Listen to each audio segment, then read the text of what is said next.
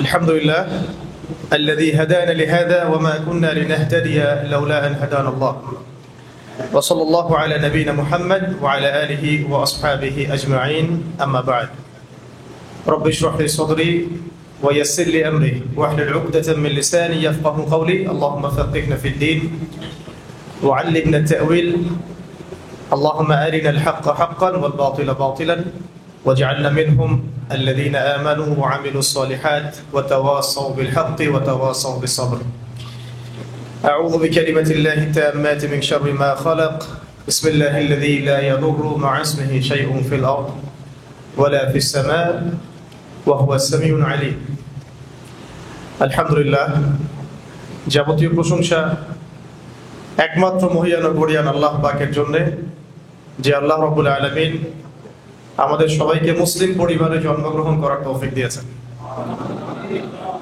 আলহামদুলিল্লাহ। যদি আরো বেশি নেকি পেতে চান তাহলে বলতে হবে আলহামদুলিল্লাহ আল্লাহুম্মা লাকাল হামদ হামদান কাসীরান তাইয়িবান মুবারাকান ফীহি। যদি আরো বেশি পেতে চান তাহলে বলবেন আলহামদুলিল্লাহ اللهم لك الحمد كما ينبغي لجلال وجهك وعظيم سلطانك। আল্লাহ পাকের দরবারে শুকরিয়া যে আল্লাহ পাক আমাদেরকে মুসলিম পরিবারে জন্মগ্রহণ করার পাশাপাশি সর্বকালের সর্বশ্রেষ্ঠ মহামানব মুহাম্মদুর রাসূলুল্লাহ সাল্লাল্লাহু আলাইহি ওয়াসাল্লামের সৌভাগ্যবান উম্মত হওয়ার তৌফিক দিয়েছেন আলহামদুলিল্লাহ। সবাই একবার দরুদ পড়বো আমরা আল্লাহুম্মা সাল্লি আলা মুহাম্মদ ওয়া আলা আলি মুহাম্মদ কামা সাল্লাইতা আলা ইব্রাহিম ওয়া আলা আলি ইব্রাহিম ইন্নাকা হামিদুম মাজিদ। আল্লাহুম্মা বারিক আলা মুহাম্মদ ওয়া আলা আলি মুহাম্মদ কামা বারাকতা আলা ইব্রাহিম ওয়া আলা আলি ইব্রাহিম ইন্নাকা হামিদুম মাজিদ। আপনারা ভালো আছেন? আলহামদুলিল্লাহ। মুসলিম উম্মার সংকট এবং উত্তরণের পথ শীর্ষক এই সেমিনারে আসতে পেরে আমরা আল্লাহ পাকের দরবারে আবারও শুকরিয়া জ্ঞাপন করছি আলহামদুলিল্লাহ। এবং এটাই বর্তমান বৈশ্বিক প্রেক্ষাপটে এবং আঞ্চলিক প্রেক্ষাপটে সবচেয়ে গুরুত্বপূর্ণ টপিক এবং সবচেয়ে কঠিন টপিকও বটে। এবং এই টপিক সবার মাথায় ঢুকবে না এটাও বাস্তব। তো আমি চেষ্টা করছি সহজ করে বলার জন্যে, তবে টপিকটাই কঠিন। তো আসেন আমরা শুরু করি। প্রথমে আমি শব্দ ধরে ধরে কথা বলতে চাচ্ছি। এখানে শব্দ আছে দেখুন, মুসলিম উম্মার সংকট উত্তরণের পথ। এই বাংলাটাও কি আমরা বুঝতে পারছি? আমি লেকচার দেওয়ার চাইতে আপনাদের সাথে একটা ক্লাসের মতোই কথা বলবো ইনশাআল্লাহ। মুসলিম উম্মার সংকট উত্তরণের পথ। প্রথম শব্দটা হচ্ছে মুসলিম। কাকে বলে? একজন বলেন, মুসলিম কাকে বলে? মাশাআল্লাহ, এক ভাই বলেছেন যে ব্যক্তি আল্লাহর কাছে আত্মসমর্পণ করে তাকে মুসলিম বলে। মুসলিম শব্দটা সর্বপ্রথম আদম আলাইহিস সালামের ক্ষেত্রে প্রযোজ্য। বেশক তিনি আমাদের প্রথম নবী, প্রথম আদি পিতা এবং তিনি আমাদের সমস্ত নবীগণেরও পিতা, ঠিক আছে। তবে আল কুরআনুল কারীমে আদম আলাইহিস সালামকে সর্বপ্রথম পরিচয় করানো হচ্ছে খলিফা শব্দ দিয়ে। কি শব্দ? আল্লাহ পাক সর্বপ্রথম আদম আলাইহিস সালামকে মুসলিম শব্দটা দিয়ে পরিচয় করার নাই, পরিচয় করিয়েছেন এইভাবে। সূরা বাকারার মধ্যে আপনি পাবেন, প্রথম দিকে আছে ওয়াইজ ক্বালা রাব্বুকা লিল মালাইকাতি ইন্নী জাইলুন ফিল আরদি খলিফা। আজকে থেকে লক্ষ লক্ষ বছর আগে, কোটি কোটি বছর আগে, আল্লাহ ভালো জানেন কত বছর আগে, আমরা তো জানি না। আল্লাহ পাক বলছেন যে আমি ফেরেশতাদেরকে ডেকেছিলাম, হে নবী স্মরণ করো সেই সময়ের কথা যখন আমি আল্লাহ ফেরেশতা মণ্ডলীকে ডেকে বলেছিলাম যে আমি পৃথিবীতে আমার খলিফা পাঠাতে চাই। তো এই খলিফাকে হযরতে আদম আলাইহিস সালাম। তো আদম আলাইহিস সালামকে আল্লাহ পাক পরিচয় করাচ্ছেন এজ এ খলিফা। অবশ্যই তিনি তো মুসলিম, কিন্তু আল্লাহ পাক পরিচয় করাচ্ছেন কিভাবে? খলিফা। কারণ খলিফা শব্দটার মধ্যেও আত্মসমর্পণ এবং মুসলিম শব্দের একটা সার নির্যাস আছে। খলিফার কাজ কি? আল্লাহ পাকের জমিনে আল্লাহর বিধান বাস্তবায়ন করা। খলিফার কাজ আল্লাহর জমিনে আল্লাহর বিধান বাস্তবায়ন করা। যে ব্যক্তি আল্লাহর জমিনে আল্লাহর বিধান বাস্তবায়ন করবে আজও সে আল্লাহর খলিফা ইনশাআল্লাহ। কিন্তু যে ব্যক্তি আল্লাহর জমিনে আল্লাহর নিয়ামত ভোগ করে, আল্লাহর রিজিক ভোগ করে শয়তানের বিধান বাস্তবায়ন করে, আল্লাহ বিরোধী বিধান বাস্তবায়ন করে, বা নিজের মন গড়া মানব রচিত বিধান বাস্তবায়ন করে, সে আল্লাহর খলিফা নয়, সে শয়তানের খলিফা। কিছু কথা আছে যেগুলো হজম করতে হবে, আর কিছু কথাকে ভুল হিসেবে শুধরে নেওয়ার পথ পদ্ধতি হিসেবে নিতে হবে। আগে যা হয়ে গেছে হয়ে গেছে, আগে যা হয়ে গেছে হয়ে গেছে। এখন সত্য জানলে চিনলে ফিরে আসতে হবে। সবার জন্য একই কথা, মানে এই কথাগুলো শুধুমাত্র ইয়াংদের জন্য নয়, আমাদের যুবক যুবতী, তরুণ তরুণী, যে কোনো শ্রেণী পেশা এবং আমাদের প্রশাসন, আমাদের সরকার, এমপি মন্ত্রী এবং সামনে যারা ইলেকশন করতে চাচ্ছেন সবার জন্যই প্রযোজ্য আর কি। তাই তো? আপনারা তো মনে করেন যে অনেকেই আর কি, অনেকে মনে করেন যে ধর্ম আর রাজনীতি আলাদা বিষয়, ধর্ম আর অর্থনীতি আলাদা বিষয়। অনেকে মনে করেন আর কি ধর্ম এবং কালচার আলাদা বিষয়, ধর্ম এডুকেশন আলাদা বিষয়, ধর্ম এবং কি পরিবারতন্ত্র, লস, বিচার বিভাগ এগুলো আলাদা বিষয়। আল্লাহ পাক এখানে বলছেন যে আমি আদম আলাইহিস সালামকে সৃষ্টি করেছি অ্যাজ এ খলিফা। তো হু ইজ খলিফা? আল্লাহ রাব্বুল আলামিন সূরা সাদ এর মধ্যে এর অ্যানসার দিচ্ছেন। কোন সূরা? সূরা সাদ। একটা তো সফাত, একটা সাদ, একটা সফ আলাদা সূরা, সফ আলাদা সূরা, সাদ আলাদা সূরা, সফাত আলাদা। তো সূরা সাদ এর মধ্যে আল্লাহ পাক খলিফার কাজটা বলেছেন, এর সাথে মুসলিম শব্দের সাথে কানেক্টেড এই কাজটা। সেটা হলো খলিফার কাজ কি? আল্লাহ পাক আরেকজন নবীকে খলিফা সম্বোধন করে বলছেন ইয়া দাউদ, ইয়া দাউদ। দাউদ আলাইহিস সালাম কে? সুলাইমান আলাইহিস সালামের বাবা, যিনি জেরুজালেম থেকে মানে বাইতুল মুকাদ্দাস থেকে, এই হোলি ল্যান্ড থেকে 40 বছর বিশ্ব পরিচালনা করেছিলেন এক সময়, ওয়ান্স আপন এ টাইম। ঠিক আছে? তাহলে দাউদ আলাইহিস সালাম শুধুমাত্র নবী ছিলেন না, একজন কি ছিলেন? রাষ্ট্র প্রধান ছিলেন। শুধু রাষ্ট্রপ্রধান না, তিনি ওয়ার্ল্ডের একটা বড় পার্টকে শাসন করেছেন, সেটাও সবচেয়ে গুরুত্বপূর্ণ সভ্যতার কেন্দ্রস্থল জেরুজালেম থেকে। সভ্যতার কেন্দ্রস্থল কিন্তু দুইটা। কয়টা? একটা তো মক্কা মুকাররমা, এটা আমরা জানি, আর তারও প্রাচীন হচ্ছে এই হোলি ল্যান্ড বা বাইতুল মুকাদ্দাস, যেটাকে কেন্দ্র করে আজকে সারা বিশ্বের রাজনীতি ঘুরপাক খাচ্ছে। সারা বিশ্বের পলিটিক্স, ইকোনমিক্স, সোশ্যাল অ্যাফেয়ার্স যা দেখছেন এগুলো ঘুরপাক খাচ্ছে শুধুমাত্র হোলি ল্যান্ডকে কেন্দ্র করে। আমেরিকার যত এই শয়তানি, তার মূল উদ্দেশ্য হচ্ছে সে ইসরায়েলকে হোলি ল্যান্ড তুলে দিতে চায়। শুধু গাজা না, শুধুমাত্র আল আকসা মসজিদ না, শুধুমাত্র এই বাইতুল মুকাদ্দাস কেন্দ্রিক আশেপাশের অঞ্চল না, তারা চায় পুরো হোলি ল্যান্ড শাসন করতে। হোলি ল্যান্ড হচ্ছে সেই জায়গা যেখান থেকে দাউদ আলাইহিস সালাম এর আগে 40 বছর ওয়ার্ল্ডকে শাসন করেছিলেন, এবং তার পরবর্তীতে সুলাইমান আলাইহিস সালাম তিনিও আরো 40 বছর এই বিশ্বকে শাসন করেছিলেন। এবং এটাই সেই জায়গা যেখান থেকে অদূর ভবিষ্যতে ঈসা আলাইহিস সালাম আবার 40 বছর বিশ্বকে শাসন করবেন। এর ভৌগোলিক সীমানাটা হচ্ছে ইরাকের ইউফ্রেটিস বা ফোরাত নদী থেকে শুরু করে মিশরের রিভার নাইল বা নীল নদ পর্যন্ত এই পুরো অঞ্চলে যতটুকু জায়গা আছে এটাকে বলা হয় হোলি ল্যান্ড বা আরদুল মুকাদ্দাসা। কোরআনে বলা হয়েছে আরদুল মুকাদ্দাসা। সারা ওয়ার্ল্ডের যা কিছু হচ্ছে, যা কিছু, প্রথম বিশ্বযুদ্ধ, দ্বিতীয় বিশ্বযুদ্ধ, IMF, world bank, United Nations, ইসরায়েলের দৌরত্ব, আমেরিকার ওর সাপোর্ট, ব্রিটেনের সাপোর্ট, অটোম্যানদেরকে ডিফিট করা, খেলাফাকে ধ্বংস করা, মুসলিম উম্মাগুলোকে টুকরা টুকরা করে বিভক্ত করা, যা কিছু ওয়ার্ল্ডে হচ্ছে একটা উদ্দেশ্যেই হচ্ছে, সেটা হচ্ছে দাজ্জাল এবং তার অনুসারীরা এই হোলি ল্যান্ড দখল করে এইখান থেকে ওয়ার্ল্ডকে শাসন করতে চায়। বাস, খালাস, আর কিচ্ছু না। আপনি অন্ধকারে হাতড়ে ফিরবেন যদি এই কনসেপ্ট না বোঝেন। আপনি শুধু পলিটিক্স দিয়ে, জিও পলিটিক্স দিয়ে, ইকোনমিক্স দিয়ে সারা ওয়ার্ল্ডের ক্রাইসিসকে ডিল করতে পারবেন না যদি না আপনি এই দাজ্জাল, আখিরুজ্জামান, ঈসা আলাইহিস সালাম, জায়নিস্ট মুভমেন্ট, এই হোলি ল্যান্ড, এগুলো থেকে বিশ্বের সামনের ভবিষ্যৎ এগুলো সম্পর্কে না জানেন, অন্ধকারে হাতড়ে ফিরবেন। একদিকে এমন ভাবে হাতড়ে ফিরবেন অন্ধকারে যে আপনি ইসরায়েলের এগেইনস্টে কথাও বলবেন, আবার আমেরিকার পাও চাটবেন। কথা কি বুঝতে পারছি? আপনি এমন ভাবে অন্ধকারে হাতড়ে ফিরবেন, কুল কিনারা খুঁজে পাবেন না, লিঙ্ক খুঁজে পাবেন না।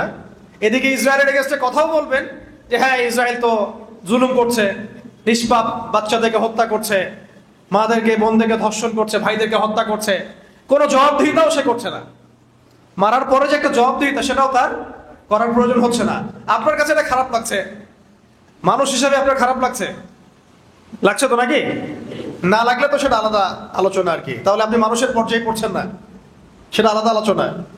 কিন্তু এদিকে আপনি আবার আমেরিকার সমস্ত তন্ত্র মন্ত্র, বাণিজ্য, মানে পলিটিক্যাল অ্যাফেয়ার সবকিছু ডিল করতেছেন ওর সাথে। ওকে আপনি বন্ধু মনে করছেন, পশ্চিমাদেরকে বন্ধু মনে করছেন, ন্যাটোকে বন্ধু মনে করছেন, ওয়ার্ল্ড ব্যাংক, IMF, ফেডারেল রিজার্ভকে বন্ধু মনে করছেন, আর মুজাহিদ ভাইদেরকে আপনি জঙ্গি সন্ত্রাসী বলছেন। আপনি অন্ধকারে হাতড়ে ফিরবেন যদি আপনি শেষ জামানা সম্পর্কে জ্ঞান না রাখেন। যত কিছু হচ্ছে সারা ওয়ার্ল্ডে কোন জায়গাকে কেন্দ্র করে? হোলি ল্যান্ড। এটা আগে ভালো করে বুঝেন। এবং হোলি ল্যান্ডের সাথে আমাদের কি সম্পর্ক? আপনি বলতে পারেন আমরা তো লাখ লাখ মাইল দূরে আছি। ওই দাজ্জালের শাসনের সাথেই সারা বিশ্বের শাসন সম্পৃক্ত।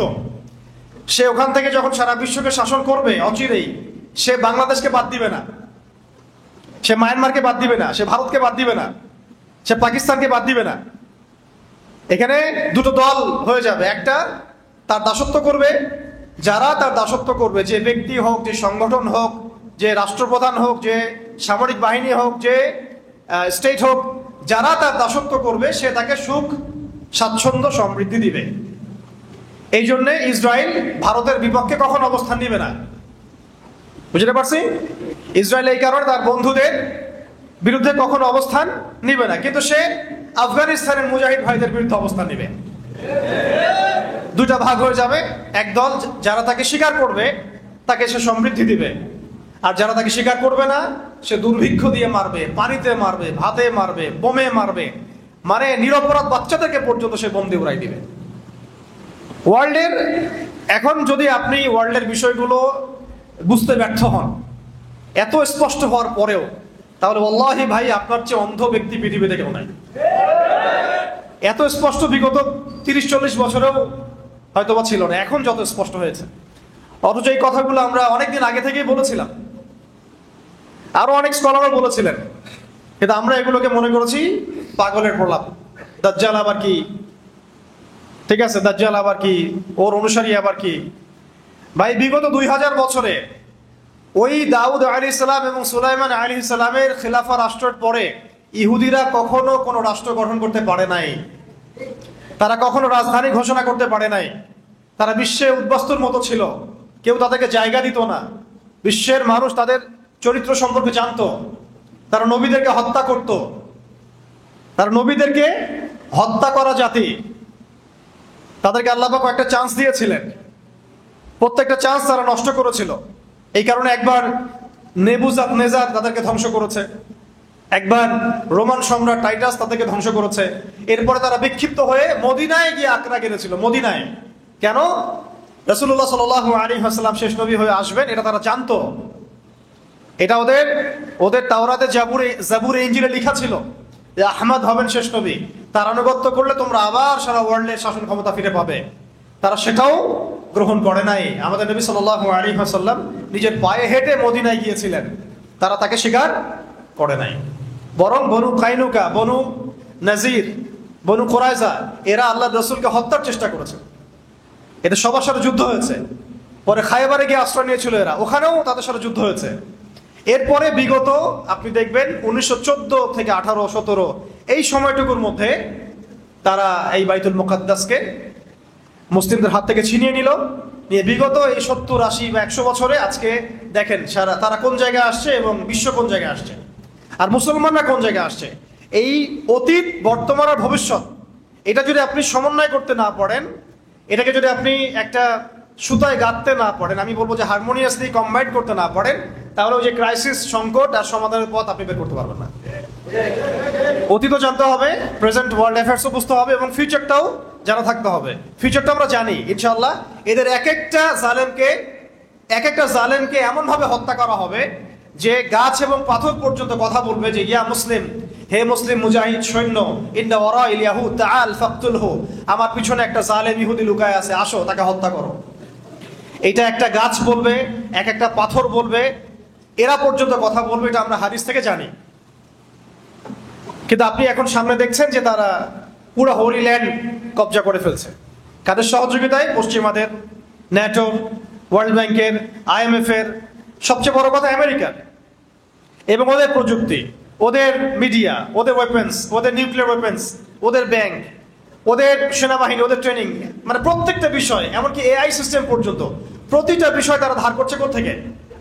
কারা তাদেরকে সাপোর্ট করছে? এটা কি কারো কাছে অস্পষ্ট? তাহলে আপনি ইসরায়েলের এগেইনস্টে কথা বলবেন, আবার এদের সাথে বন্ধুত্ব করে চলবেন, আপনি তো সবচেয়ে বড় মুনাফিক। এই জন্য আমরা বলি যে পুরো মুসলিম বিশ্বে এখন রাষ্ট্র ব্যবস্থায় মুনাফিকদেরকে দিয়ে ভর্তি করে ফেলা হয়েছে। এখন অজুহাত দেওয়া হচ্ছে যে তারা অনেক শক্তিশালী, আমাদের শক্তি কম, যদি আমরা এদের এগেইনস্টে যাই তারা আমাদেরকে স্যাংশন দিবে, এটা করবে সেটা করবে। কই, তারা তো আফগানিস্তানে পারে নাই, পেরেছে? আফগানিস্তানে কি পারমাণবিক বোমা আছে নাকি? তাদের কি পারমাণবিক বোমা আছে? ক্ষেপণাস্ত্র আছে? আকাশ প্রতিরক্ষা ব্যবস্থা আছে? আফগানিস্তানের তালেবানদের কি আয়রন ডোমস আছে? বলেন, স্যাটেলাইট আছে নাকি? আছে? তাদের স্বতন্ত্র কোনো ব্যাংকিং সিস্টেম আছে? স্বতন্ত্র কোনো কারেন্সি, মুদ্রা আছে? তারা কি গোল্ড কয়েন চালু করেছে? সিলভার দিরহাম চালু করেছে? তাদের কি আছে? কি এমন তাদের মধ্যে আছে যার কারণে বিগত 30 বছরেও তাদেরকে কেউ হারাতে পারলো না, এবং তারা ওই ন্যাটোকে পরাজিত করলো, 20টা দেশের ঐক্যবদ্ধ জোটকে তারা পরাজিত করলো, নাকানি চুবানি খাইলো তারা এখানে এসে। কিসের বদৌলতে? ওই যে জিনিসটা, ওই যে অনুভূতিটা, ওই যে ঈমান, ওই তাসকিয়া, ওই আখলাক, ওই আমল এবং ওই জিহাদি জাজবা, এইটা না আসলে আপনি ওই ক্রাইসিসও বের করতে পারবেন না, সংকটের সমাধানও পথ বের করতে পারবেন না। এর চেয়ে সহজ করে বলার মতো ভাষা আমার কাছে নাই। এই কথাগুলো অনেকে নিতে পারেন না, স্পেশালি বাংলাদেশের যারা সোকল ডেমোক্রেটিক, সোকল সেকুলার, সোকল রাম বাম, সুশীল, প্রগতিশীল, শাহবাগী, তারা এইসব কথা নিতে পারে না। কিন্তু ওয়ার্ল্ডের বাস্তবতা এটাই যে ওয়ার্ল্ড সামনে এইভাবে আস্তে আস্তে আস্তে আস্তে বিশাল বিশাল যুদ্ধের দিকে যাবে, এবং দাজ্জাল তার আধিপত্য বিস্তার করতে থাকবে, ওর বাহিনী আধিপত্য বিস্তার করতে থাকবে। কিন্তু পৃথিবীর মধ্যে আল্লাহ রাব্বুল আলামিন, আল্লাহ পাকের মুজাহিদ বান্দাদেরকে আল্লাহ পাক তৈরি করবেন ইনশাআল্লাহ, এবং সেটা প্রত্যেকটা অঞ্চলের মধ্যে ছড়িয়ে পড়বে ইনশাআল্লাহ, এবং তাদেরকে পৃথিবীর কোনো বাহিনী পরাজিত করতে পারবে না ইনশাআল্লাহ। আমাদের অঞ্চলটাও এর বাইরে থাকবে না। কেন থাকবে না? কারণ আমরা সরাসরি ইসরায়েলের সাথে ফাইট না করলেও ইসরায়েলের সবচেয়ে বড় যে বন্ধু রাষ্ট্র, সে আমাদের বাড়ির পাশেই আছে। এটা আপনাদের কাছে ওপেন সিক্রেট, এটা বলার কিছু নাই। তাদের চরিত্র, তাদের উদ্দেশ্য, এজেন্ডা তারা প্রকাশ করে ফেলেছে। তারা বলে দিয়েছে আমরা অখণ্ড ভারত চাই। কি বলছে তারা? আমরা অখণ্ড ভারত চাই, তারা বলে দিয়েছে। কিন্তু আমরা সাহস করে বলতে পারি নাই যে আমরা অখণ্ড মুসলিম ভারতবর্ষ চাই, আমরা এটা বলতে পারি নাই। আমরা ভয় পাই, আমরা বললে নাকি আব্বু মাইন্ড করে, তাই না? আমরা বললে আবার এটা মৌলবাদী কথা হয়ে যায়। কেন তারা বললে মৌলবাদী হয় না কেন? ভারতের অভ্যন্তরে যখন মুসলিমদেরকে নির্বিচারে হত্যা করা হয়, তখন সেটা সংখ্যালঘু অত্যাচার হয় না কেন? আমাদের দেশে কখনো এরকম ঘটনা ঘটেছে? আপনারা সাক্ষী দেন, বলেন ঘটেছে কখনো? অথচ দেখেন তকমাগুলো কিন্তু আমাদেরকে লাগানো হয়। যারাই এই সত্যগুলো উন্মোচন করতে চেয়েছেন তাদেরকে বলা হয়েছে সে জঙ্গি, সে সন্ত্রাসী, সে মৌলবাদী। তার মানে এই যে ন্যারেটিভ, যে বয়ানটা তৈরি করা হয়েছে, এটা হচ্ছে একটা anti Islamic narrative. Anti Islamic narrative এটা গিলানো হয়েছে প্রত্যেক সরকারি কর্মকর্তাকে, প্রশাসনকে, র্যাবকে, পুলিশকে, আর্মিকে, বিজিবিকে। আপনারা মাইন্ড করেন আমার কথায়? প্রত্যেক ডিপার্টমেন্টের মানুষকে এই ন্যারেটিভটা গিলানো হয়েছে, এবং তারা দুনিয়ার জন্য, চাকরির জন্য, টাকার জন্য, রিজিকের জন্য, পরিবারের ভরণ পোষণের জন্য ওই মুনাফিকদের সাথ দিয়েছেন। আপনারা এই পশ্চিমাদের সাথ দিয়েছেন। তাহলে আপনারা কি মনে করেছেন যে আল্লাহ পাক আপনাদেরকে ধরবেন না কিয়ামতের মাঠে? জালেমদের তো বিচার হবেই, জালেমদের তো বিচার হবেই, কাফের, ফাসিক, মুশরিক, মুনাফিক, মুরতাদদের তো হবেই, এবং সেই প্রত্যেক মুনাফিকেরও বিচার হবে যারা মুসলিমদের পক্ষ না নিয়ে অমুসলিমদের পক্ষ নিয়ে আছে, মাজলুমদের পক্ষ না নিয়ে জালেমের পক্ষ নিয়ে আছে। এই কথাগুলো আল্লাহ পাক আমাদেরকে বোঝার তৌফিক দান করেন। তবে আমি এখনো বলবো যে সময় শেষ হয়ে যায় নাই, এখনো সময় আছে। আপনি হাকিকতটা চিনেন, ফিরে আসেন। এটা আল্লাহ পাক আপনাকে সুযোগ দিয়েছেন। আল্লাহ পাক কি দিয়েছেন? সুযোগ দিয়েছেন। আপনি হাকিকত সত্যটা চিনেন, স্পষ্ট হয়ে গেছে, ফিরে আসেন, আল্লাহর দ্বীনের দিকে ফিরে আসেন। দেখবেন ইনশাআল্লাহ আল্লাহ পাক চান তো আপনাকেও এই যুগের আল্লাহ পাক চাইলে খালিদ বিন ওয়ালিদ বানাতে পারেন, ওমর ইবনে খাত্তাব বানাতে পারেন, হামজা বানাতে পারেন রাদিয়াল্লাহু আনহুম আজমাইন। তো অনেক ডিপে চলে গেছি, যাওয়াটা দরকারও ছিল। আল্লাহ পাক আদম আলাইহিস সালামকে কি বলেছেন ভাই? খলিফা। মনে আছে খলিফার কাজ কি? এইটা বোঝাতে কি আমি বলেছিলাম সূরা সাদের মধ্যে আল্লাহ পাক আরেকজন নবীকে খলিফা বলেছেন। সে নবীর নাম দাউদ আলাইহিস সালাম। তাকে আল্লাহ পাক বলছেন ইয়া দাউদ, হে দাউদ। দেখেন আল্লাহ পাক নাম ধরে যখন ডাকেন, কাউকে নাম ধরে ডাকেন, এটা কিন্তু মানে খুবই মহব্বতের খাস একটা কিছু আল্লাহ পাক বলতে চান। এটা আমভাবে আল্লাহ পাক বলেন ইয়া আইয়ুহাল্লাযীনা আমানু, হে মুমিনগণ তোমরা শুনো। আর এখানে খাস ভাবে বলা হচ্ছে ইয়া দাউদ, হে দাউদ। যেমন আমাদের নবীকে বলা হচ্ছে ইয়া আইয়ুহাল মুদাথ্থির, ইয়া আইয়ুহাল মুজাম্মিল, তাই না? ইয়াসিন, এগুলো হচ্ছে আল্লাহ পাকের খাস মানে সম্বোধন। তাহলে দাউদ আলাইহিস সালামকে সম্বোধনে খাস না? হুকুমটা আম, খলিফাদের ক্ষেত্রে কিন্তু সম্বোধনটা খাস। আল্লাহ পাক বলছেন ইয়া দাউদ, হে দাউদ। ভালো করে শোনেন, কাদেরকে বলছি ভালো করে শোনেন, যারা সামনে রাজনীতি করতে যাচ্ছেন তাদেরকে বলছি। ইলেকশন করবেন, এমপি হবেন, স্বপ্ন দেখছেন, মার্কা টার্কা ফিক্স করে ফেলছেন, তাই না? আর আমাদের সামনে তো প্রবলেম সলভ হওয়ার একটাই রাস্তা, গণতন্ত্র, তাই না? এছাড়া তো কোনো রাস্তা নাই, তাই না? আর এই যে একটা মেডিসিন আরেকটা গিলাই দিচ্ছে আমাদেরকে, যত সমস্যা এর সলিউশন কি? বলেন নাউযুবিল্লাহ মিন যালিক। আর আমরা বলি যত প্রবলেম তার সলিউশন হচ্ছে সিরাত। সিরাত মানে কি? রাসূল সাল্লাল্লাহু আলাইহি ওয়াসাল্লামের জীবনী। যত প্রবলেম তার সলিউশন দাওয়াত এবং জিহাদ। ওয়ার্ল্ডের যত প্রবলেম তার সলিউশন কি? দাওয়াত এবং জিহাদ। যত প্রবলেম তার সলিউশন ইসলামিক শরিয়া রাষ্ট্র। এটা হচ্ছে আমাদের কথা। আর পশ্চিমারা আমাদেরকে শিখাই দিচ্ছে যত প্রবলেম তার সলিউশন কি? গণতন্ত্র। আর এখন বাংলাদেশের যত প্রবলেম তার সলিউশন একটা, ইলেকশন। সবাই বলে ইলেকশন কবে দিবেন বলেন, তাই না ভাই? ভাবখানা এমন যে ইলেকশন হলে সব সমস্যার সমাধান হয়ে যাবে, তাই না? তো দেখেন ইয়াংরা মাশাআল্লাহ বুঝেন, এখন তো অনেক বুঝেন আলহামদুলিল্লাহ আপনারা, এটা আল্লাহ পাকের অনেক বড় রহমত। এক সময় কিন্তু মানুষ কিছুই বুঝে নাই, বরং তাদের গোলক ধাঁধায় এমন ভাবে ডুবে গেছিল যে তারাও দাড়ি টুপিওয়ালা মানুষরাও মিসগাইডেড হয়ে গেছে। দেখেন আমি একটা খোলামেলা কথা বলে দেই, আপনারা অনেকে এর আগে একটা দল করেছেন, এক্স নাম বললাম না, তো ওই দলের কিছু ব্যর্থতা সবার সামনে স্পষ্ট হয়ে গেছে না? তারপরে একটা ওয়াই একটা দল আসলো, সে কার দালালি করলো, কি হইলো, এটা সবার কাছে স্পষ্ট হলো না? আমি আপনাদেরকে বলে দেই, এখন দাড়ি টুপিওয়ালা মানুষরা এখন সুন্দর মতো ভোট টোট করে এমপি মন্ত্রী হন, এই সিস্টেমের মধ্যে ঢুকে যে আপনারাও ব্যর্থ হবেন এটাও প্রমাণ হয়ে যাবে। তবে এটাও বলে দেই, এটা নাই মামার চেয়ে কানা মামা ভালো। এটা কি? নাই মামার চেয়ে কানা মামা ভালো। অন্তত ইসলামপন্থীরা, মুসলিমরা দাওয়াতের স্পেস পাবে, এটা ঠিক আছে, এটাতে আমি দ্বিমত করি না। কিন্তু সিস্টেমটা আপনাকে পরিপূর্ণ শরিয়া কায়েম করতে কখনোই দিবে না, কারণ এই সিস্টেম নিয়ন্ত্রণ করতেছে জায়নিস্টরা। জায়নিস্ট মানে ওই যে পশ্চিমা সভ্যতা, ইসরায়েল, আমেরিকা, এরা সবাই নিয়ন্ত্রণ করছে। আর এর আন্ডারে থেকে আপনি যতটুকু করতে পারবেন এটা আপনি নিজেও জানেন কতটুকু করতে পারবেন, এটা আমার বলার দরকার নেই। অথচ এই সিস্টেমের বাইরে যারা আছে, এই সিস্টেমের বাইরে যারা আছে, একটা এক্সাম্পল দিচ্ছি, ধরেন হামাস কি সিস্টেমের ভিতরে আছে? সে বুক ফুলায় শহীদ হইতে পারে, বুক ফুলায় সে ইসরায়েলের সৈন্যের বুকে গুলিও চালাইতে পারে। আপনি এটা সাহস করতে পারবেন না সিস্টেমের মধ্যে ঢুকে, বরং আপনি কথাও বলতে গেলে আপনাকে হিসেব করে বলতে হবে, না জানি আবার আব্বু মাইন্ড করে কিনা। আরেকটা এক্সাম্পল দিলাম, আমাদের তালেবানের ভাইরা ধরেন এক্সাম, না তুরস্ক না, ও সিস্টেমের মধ্যেই আছে, ও বলে খালি করব করব দেখে নিব। এগুলো আছে না, এলাকার গ্যাঞ্জাম হতো, তুই আসলে দেখে নিব, ও বলতেই আছে 20 বছর থেকে, হ্যাঁ দেখে নিব। তারপরেও বলবো নাই মামার চেয়ে কানা মামা ভালো। ওইটাতে আমি ডিসএগ্রি করি না, ওটা আমি বুঝি, অন্তত আমরা তো বুঝি। কিন্তু আমি দেখাচ্ছি পূর্ণ স্বাধীনতা, পূর্ণ পাওয়ার কাকে বলে। ডোনাল্ড ট্রাম্প সেদিন বলছিল যে আমেরিকান সৈন্যরা 20 বছর যুদ্ধ করছে কোথায়?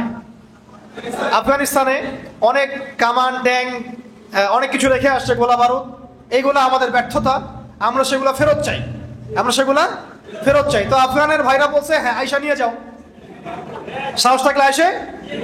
ওয়াল্লাহি গণতান্ত্রিক সিস্টেমের মধ্যে কোনো রাষ্ট্রই কথা বলতে পারবে না, আপনি পারবেন না, আপনি বলার সাহসই করতে পারবেন না, কারণ সিস্টেমটাই তার, এটা তার দিন, এটা তার ধর্ম, আপনি তার ধর্ম কবুল করেছেন, ওইটা কবুল করে যতটুকু ভালো করা যায় অতটুকু করতে পারবেন। তাই তারপরেও বলছি, নাই মামার চেয়ে কেনা মামা ভালো। আমাদের ভাইরা যদি 20-30টা 40-50টা আসন পান, খারাপ কিছু না, কিন্তু শরিয়া কায়েম করতে পারবেন না আপনারা। এভাবে শরিয়া কায়েম করতে পারবেন একমাত্র বিপ্লবের মধ্য দিয়ে, গণ অভ্যুত্থানের মধ্য দিয়ে, বিপ্লবের মধ্য দিয়ে, এবং একটা ঐক্যবদ্ধ জনমতের মধ্য দিয়ে। এবং সেই জনমত তৈরি করতে হলে সবার কাছে দাওয়াত দিতে হবে যে শরিয়াটাই সমাধান, ইসলামী সমাধান, শরিয়াই সমাধান, কোরআনী সমাধান, হাদিসি সমাধান, সিরাতি সমাধান।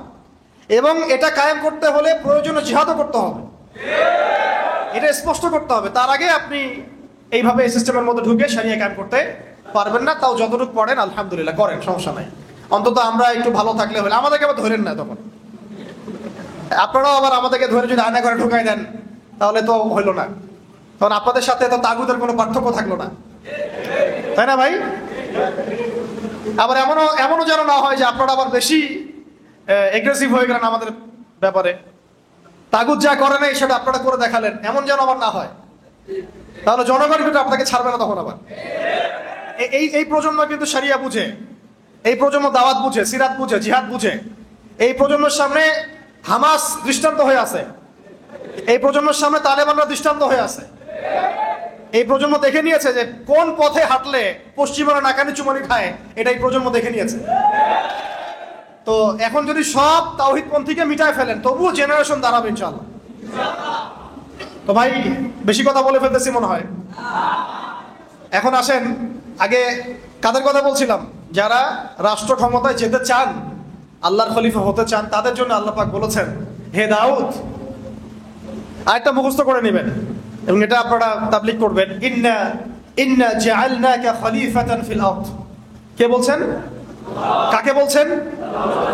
হে দাউদ, তোমাকে আমি জমিনের খলিফা বানিয়েছি। সুবহানাল্লাহ, চিন্তা করছেন কথাটা? হে দাউদ, আমি আল্লাহ তোমাকে জমিনের, সুবহানাল্লাহ। এই জমিন বলতে কিন্তু ওই যে হোলি ল্যান্ড, কোন ল্যান্ড? Holy land. কে বানাইছেন? আল্লাহ। তোমার কাজ ফাহকুম বাইনান নাস বিল হক, একজন খলিফার কাজ। এখানে দাউদ আলাইহিস সালামকে বলা হচ্ছে, কিন্তু কাজটা কার? তার মানে আল্লাহ পাক যাকে জমিনে ক্ষমতা দিবেন তার কাজ মানুষের মাঝে আল্লাহর বিধান দ্বারা বিচার ফয়সালা করা। এখন আপনি আপনার এই সেকুলারিজম দিয়ে, জাতীয়তাবাদ দিয়ে, কমিউনিজম দিয়ে এবং ডেমোক্রেসি দিয়ে এটা করে দেখান। Can you do that? Honestly speaking, আপনি কি পারবেন? ফাহকুম বাইনান নাস বিল হক, এখানে হক মানে কি? আল্লাহর ওহী, কোরআন এবং সুন্নাহ। আমাদের শরিয়া অনুযায়ী কোরআন সুন্নাহ, তখন ছিল জাবুর, এখন কি? কোরআন সুন্নাহ। এখন কোরআন সুন্নাহর মানদণ্ডে আপনি এই আয়াতের উপর আমল করতে পারবেন কিনা এই সিস্টেমের মধ্যে থেকে? আজ পর্যন্ত কেউ পেরেছে কিনা? এই সিস্টেমগুলো চলতেছে ধরেন 100 বছর হয়ে গেল। যেই কান্ট্রিগুলোতে এই সিস্টেমগুলো চলছে, এই কান্ট্রিগুলোতে কি আপনি একটা শরিয়া আইন বাস্তবায়ন করতে পেরেছেন কিনা? আমাকে একটা মিসাল দেন, একটা এক্সাম্পল দেন, আমাকে আলোচনা শেষ করে দিন। একটা মিসাল দেন লাস্ট 100 বছরে এই সিস্টেমগুলোর দাসত্ব করে কোন খলিফা, মানে কোন রাষ্ট্রপ্রধান তার রাজ্যে বা তার অঞ্চলে আল্লাহর শরীয়ী বিধান বাস্তবায়ন করতে পারছে কিনা? তাহলে এটা যে এইগুলো যে ফেইলার, এগুলো যে ফেইল করেছে, এটা কি স্পষ্ট হওয়ার আরো বাকি আছে আপনাদের? আল্লাহ পাক আমাদেরকে সহিহ বুঝ দান করেন। এই সিস্টেমগুলো সরাতে হবে, নতুন সিস্টেম নিয়ে আসতে হবে। সেই নতুন সিস্টেমটাই হচ্ছে শরিয়া, ইমারা এবং খিলাফা। শরিয়া, ইমারা এবং খিলাফা আমরা না নিয়ে আসলেও ইমাম মাহদি নিয়ে আসবেন ইনশাআল্লাহ। আমরা যদি কিছু নাও করি, এইভাবেই মুনাফিকের হালতে মরে যাই, নাউজুবিল্লাহ, ঈসা আলাইহিস সালাম নিয়ে আসবেন ইনশাআল্লাহ। কথা বুঝতে পারছেন? আল্লাহ পাক আমাদেরকে বোঝার তৌফিক দান করেন। এখন আরো কথা আছে, শুধু এটাই দায়িত্ব না। ফাহকুম বাইনান নাস বিল হক বলার পরে আল্লাহ পাক আরো বলেছেন ওয়ালা তাত্তাবিউল হাওয়া, ওয়ালা তাত্তাবিউল হাওয়া, নিজের প্রবৃত্তির অনুসরণ করো না। রাষ্ট্র চালাতে গিয়ে প্রবৃত্তির অনুসরণ মানে কি?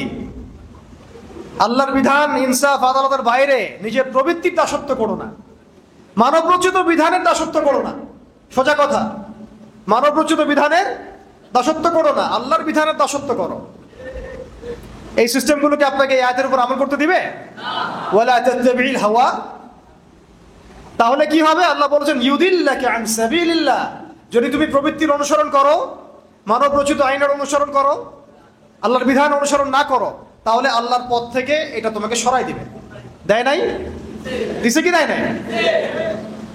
দেখছেন কত? মনে হচ্ছে আয়াত এখন নাজিল হলো, মনে হচ্ছে আয়াতটা এখন নাজিল হলো। ইউদিল্লাকা আন সাবিলিল্লাহ, আল্লাহর রাস্তা থেকে সরাই দিবে তোমাকে এগুলা। তোমাকে এগুলো আল্লাহর রাস্তা থেকে সরাই দিয়ে কাফেরদের দাসত্ব করাবে, কাফেরদের দাসত্ব করাবে। একজন মুসলমান মোদির দাসত্ব করছিল,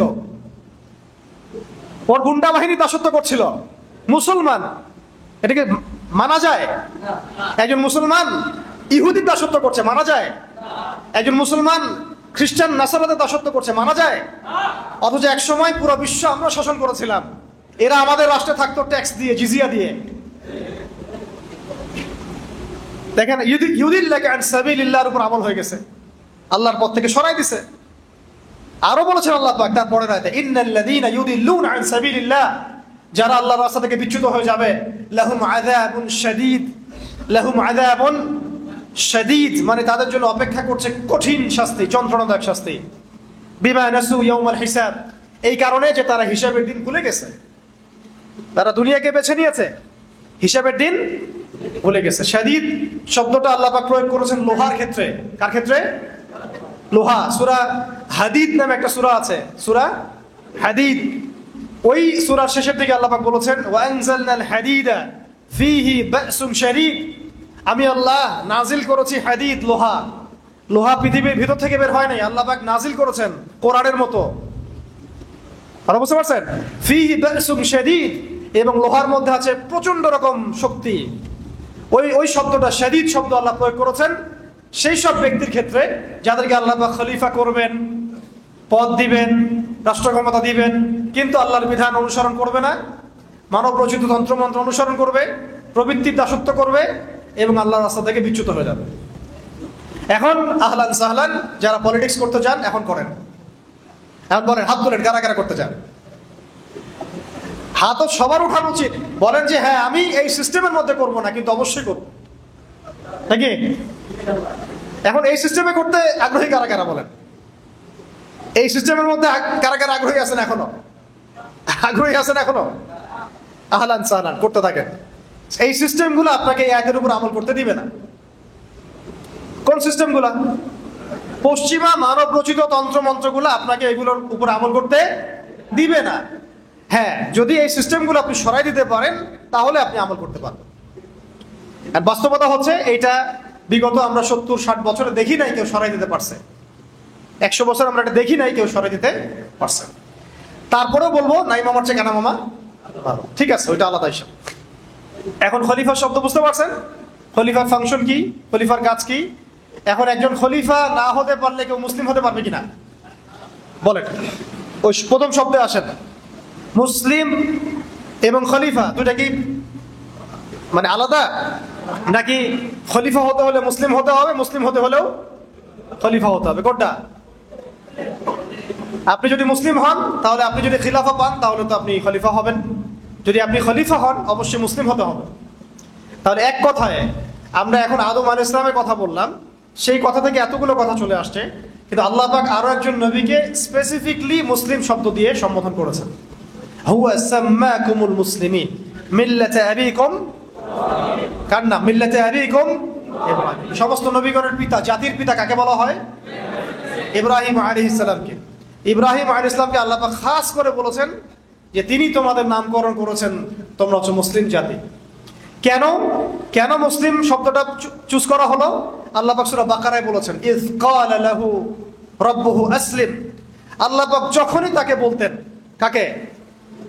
ইব্রাহিম আলাইহিস সালামকে। যখনই আল্লাহ পাক তাকে বলতেন যে আসলিম, আত্মসমর্পণ করো, আত্মসমর্পণ করো, আত্মসমর্পণ করো। ক্বালা, তিনি বলতেন, আসলামতু লিরাব্বিল আলামিন, আমি কোনো বাক্য ব্যয় ছাড়াই, কোনো যুক্তি তর্ক বিজ্ঞান দর্শন এগুলোর পরোয়া না করেই আল্লাহর সামনে আত্মসমর্পণ করলাম।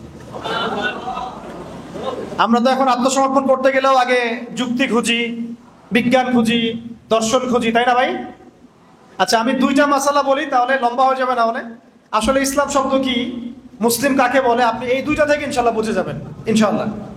আমরা কয়দিন আগে ঈদুল আজহা উদযাপন করেছি। আচ্ছা, আপনারা তো সবাই জানেন ঈদুল আজহা কোন ঘটনাকে কেন্দ্র করে? ইসমাঈল আলাইহিস সালামকে জবাহের ঘটনা, ঠিক আছে? ফালাম্মা বালাগা মাইয়া সাইয়া ক্বালা ইয়া বুনাই ইন্নী আরা ফিল মানামি আন্নী আযবাহুক ফানজুর মাযা তারা। ইসমাঈল আলাইহিস সালাম যখন একটু বড় হলেন এবং বাবার সাথে দৌড়াদৌড়ি করতে শিখলেন, আল্লাহ পাক তাকে বললেন, সন্তানকে কি করো? সন্তানকে। আচ্ছা, আমি আপনাকে বলি যে আপনাকে যদি আমি এই কথাটা বলি বা কোনো বুজুর্গের দিন বলে বা আপনি স্বপ্নে কোনো তথ্য পান, আপনি কি আপনার সন্তানকে জবাহ করবেন? এই সন্তান নিষ্পাপ, নিরপরাধ, কোনো অপরাধ করে নাই, আপনি কি তাকে জবাহ করবেন? এখন আপনি আমাকে বলেন তো যে ইব্রাহিম আলাইহিস সালাম কি এই আদেশ আসার পরে একটা প্রশ্ন করেছিলেন যে আল্লাহ আমি কেন করব? বাচ্চাটা নিষ্পাপ, আমার একমাত্র সন্তান, 80 বছর বয়সের পরে আমি তাকে পেয়েছি, আল্লাহ আমি কেন তাকে জবাহ করব? আল্লাহ পাকের কাছে কি তিনি একবারও জিজ্ঞাসা করেছেন? এর নাম ইসলাম। এর নাম কি? এই ব্যক্তিকে বলা হয় মুসলিম। আমি বুঝতে পারছি ভাই? এর নাম ইসলাম, এই ব্যক্তিকে বলা হয় মুসলিম। আর আমাদের সমাজে এই আদর্শটাকে বলা হয় মৌলবাদী, মৌলবাদী দর্শন, মৌলবাদী দর্শন। কারা এটা চালু করছে? ওই শাহবাগীরা, রামবাম, প্রগতিশীল, সুশীল, তারা এগুলা চালু করছে। তাহলে আপনি কি মৌলবাদী না হয় মুসলিম হতে পারবেন? বলেন, এই মূলনীতি না মানলে আপনি মুসলিম হতে পারবেন? তো দেখেন, তিনি বলছেন, ইয়া আবাতি, হে আমার বাবা, ইফআল মা তুমার, আল্লাহ পাক আপনাকে যা আদেশ করেছেন আপনি করেন। সাতাজিদুনি ইনশাআল্লাহু মিনাস সাবিরিন, ইনশাআল্লাহ আপনি আমাকে সবরকারী পাবেন। ইসমাঈল আলাইহিস সালামকে বলেছেন, বাবা আমি তো কোনো অপরাধ করি নাই, আমাকে কেন জবাহ করবেন? আমার তো বয়স মাত্র 15, আমাকে কেন জবাহ করবেন? এর পিছনে কারণ কি, যুক্তি কি, বিজ্ঞান কি, দর্শন কি জিজ্ঞাসা করছেন?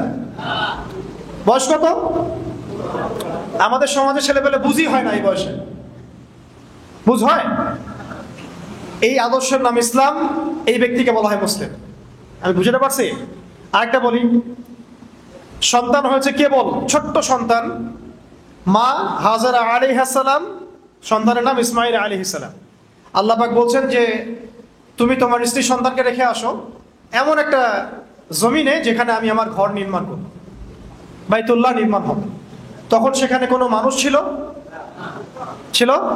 কোনো খাবার, কোনো পানি, কোনো জনপদ? আপনাকে যদি বলি, আমাকে যদি বলা হয় আমার স্ত্রী সন্তানকে রেখে আসতে, আপনি কি যাবেন? এখন ইসমাঈল আলাইহিস সালাম এর পিতা ইব্রাহিম আলাইহিস সালাম আর হাজারা আলাইহিস সালাম তারা কোনো প্রশ্ন করেছেন? কেন, কোন যুক্তিতে, কোন দর্শনে প্রশ্ন করেছেন? বিজ্ঞান, যুক্তি, দর্শন এগুলো খুঁজেছেন? এই আদর্শের নাম ইসলাম, এই ব্যক্তিদেরকে বলা হয় মুসলিম। আমাদের সমাজে ইসলাম হচ্ছে কিসের নাম জানেন? খালি মুখে লা ইলাহা ইল্লাল্লাহ মুহাম্মাদুর রাসূলুল্লাহ পড়া। যতক্ষণ পর্যন্ত আমার এই নফস, আমার দেহ, আমার আত্মা, আমার নফস, আমার সত্তা আল্লাহ পাকের প্রত্যেকটা বিধানের সামনে অবনত চিত্তে আত্মসমর্পণ না করছে, ততক্ষণ আমি মুসলিম হইতে পারি নাই। তাহলে আগে মুসলিম শব্দের ব্যাখ্যা শোনা, তারপরে উম্মাতে আসা। বলেন এখন অনেস্টলি বলেন, আমরা কি মুসলিম হইতে পারছি? আমরা তো নামাজই পড়ি না ঠিক মতো, অনেকে যাকাতই দেন না ঠিক মতো, রমজান মাসে রোজা রাখেন না অনেকে, অনেকের কথা বলছি আর কি। সংখ্যা কিন্তু কম হবে না, সংখ্যা কিন্তু কম হবে না। অনেকেই পর্দা করি না, দিনের ইলম অর্জন করা যে ফরজ এই ফিকিরই নাই আমাদের। অনেকেই আমরা দেখেন হালাল খাই না, আছে না এমন? অনেকেই সুদ খাই, অনেকেই সুদ খাই, আমার তো মনে হয় বেশিরভাগই খাই। অনেকেই দুর্নীতি করেছি, ঘুষ খাই, খেয়ানত করি, মিথ্যা বলি, আরো অনেক কিছুই, মানে কবিরা যত গুনাহ আছে আমরা কিন্তু করি। আমরা গুনার কথা তো বাদ দিলাম, আল্লাহ পাকের প্রত্যেকটা আদেশ কি মানি? দাড়ি রাখতে হবে কি হবে না আপনি প্রশ্ন করবেন কেন? প্রশ্ন করা যাবে না তো। রাসূল রেখেছেন, আপনি রেখে দিবেন, খালাস, বাস। হ্যাঁ, এক মুষ্টি রাখা সেটা আলাদা মাসালা, রাখতে তো হবে। দিনের এলেম অর্জন করতে হবে কিনা, ভাই কোরআন পড়া কি আমাদের দরকার আছে কিনা, তর্জমা শিখতে হবে কিনা, এগুলো প্রশ্ন আসবে কেন? এগুলো রাসূলের সুন্নাহ, সাহাবীদের সুন্নাহ, আমাকে করতে হবে। আমি তো আমরা দুনিয়াতে আসছি দুইটা কারণে। কয়টা কারণে? অনেক লেকচারে আমি এটা বলেছি, আগে বলে দিয়েছি আর কি। দুইটা কারণে আমরা বেসিক্যালি দুনিয়াতে আসছি। কয়টা কারণে? একটা হচ্ছে আমি এই যে 60, 70, 100 বছরের যতটুকু হায়াত আছে, এই প্রত্যেকটা দিন রাত আল্লাহর ইবাদত করব, এটা আমার কাজ। এবং ইবাদত বলতে শুধুমাত্র নামাজ, রোজা, হজ, যাকাতই না, বরং জীবনের প্রত্যেকটা ডিপার্টমেন্টই ইবাদত। আমার ইকোনমি, আমার রাজনীতি, আমার অর্থনীতি, আমার সমাজনীতি, আমার পরিবার, আমার ব্যবসা বাণিজ্য, সবই এটা একটা কাজ। আরেকটা হচ্ছে আমি দুনিয়াতে আসছি আল্লাহর দিনকে দুনিয়াতে কায়েম করতে, আল্লাহর জমিনে আল্লাহর দিন কায়েমের চেষ্টা করতে, ওই মুজাহাদার জন্য, ওই দাওয়াতে জিহাদের জন্য আমি দুনিয়াতে আসছি। এছাড়া কি আমাদের আসার কোনো কারণ আছে দুনিয়াতে? মনে করেন আমরা এখানে কতজন হবেন, 200, 300, 500 মানুষ আছেন। ধরেন আমরা এখন কেউ দুনিয়াতে নাই, মনে করেন ধরেন 100 বছর পর তো থাকবেনও না কেউ। তো এতে কি দুনিয়ার ঘূর্ণন থেমে যাবে নাকি? কারো কিছু যায় আসবে নাকি? আল্লাহ পাকের কি আমাদেরকে নিয়ে খুব পরোয়া, মানে বয়ে গেছে যে আমাদেরকে দিয়ে আল্লাহ পাক দিন কায়েম করাইতে হবে? কার ঠেকা বলেন তো? ঠেকাটা কার? রংপুরের ভাষায় আমরা কি বলি? কার ঠেকা? ঠেকা কার? ঠেকাটা কার? আমার না আল্লাহর? তাহলে আমাদের যদি ঠেকা হয়, আমরা যদি আল্লাহর ইবাদতের জন্য দুনিয়াতে এসে থাকি, জান্নাত আমার, জাহান্নামও আমার, জান্নাত জাহান্নামের ফয়সালা আমার। আল্লাহ পাকের কি কোনো মানে এগুলোর পরোয়া আছে? সারা দুনিয়ার মানুষ যদি আল্লাহ পাকের ইবাদত করে, আল্লাহ পাকের শক্তি বেড়ে যাবে? শক্তি আগেও যা ছিল তাই থাকবে, সম্মান আগেও যা ছিল তাই থাকবে, বাড়বে কমবে? বরং বাড়বে, কমে যাবে কি কখনো? তারপরে আমরা যদি আল্লাহ পাকের ইবাদত সবাই নাও করি, আল্লাহ পাকের কিছু যায় আসে? বলেন। তাহলে ঠেকা কার? দুনিয়াতে আসছি আমরা আল্লাহর ইবাদত করার জন্য, তার দিনকে কায়েম করার জন্য। তাহলে আমরা এইসব প্রশ্নে যাব কেন? আমাকে দিন শিখতে হবে কিনা, দাড়ি রাখতে হবে কিনা, আমি মানে এই সুদী ব্যাংকে চাকরি করব কিনা, হ্যাঁ আমি হারাম খাবো কিনা, এখানে তাগুতি সিস্টেম আছে, আমার নামাজের সুযোগ দেয় না তারা, কত মাসালা আমাদেরকে জিজ্ঞাসা করেন। এগুলোর অ্যান্সার তো আপনিই বের করতে পারেন। মুসলিম হয়ে যান, অ্যান্সার পেয়ে যাবেন। মন থেকে মুসলিম হয়ে যান, অ্যান্সার আপনি ভিতর থেকে পেয়ে যাবেন যে কি করতে হবে আপনাকে। আমরা কি মুসলিম শব্দ বুঝতে পারছি ভাই? এখন আসলে উম্মাহ, মুসলিম উম্মাহ কাকে বলে? উম্মাহ মানে হচ্ছে একটা জামা, একটা জামা। এই উম্মাহ শব্দটা অনেক ব্যাপক, অনেক বড়, অনেক গভীর। একদিন আলোচনা করে আমি এটা বুঝাতে পারবো না। এতটুকু বলছি, উম্মাহ একটা হাদিস, উম্মাহ একটা দেহের মতো, একটা দেহের মতো।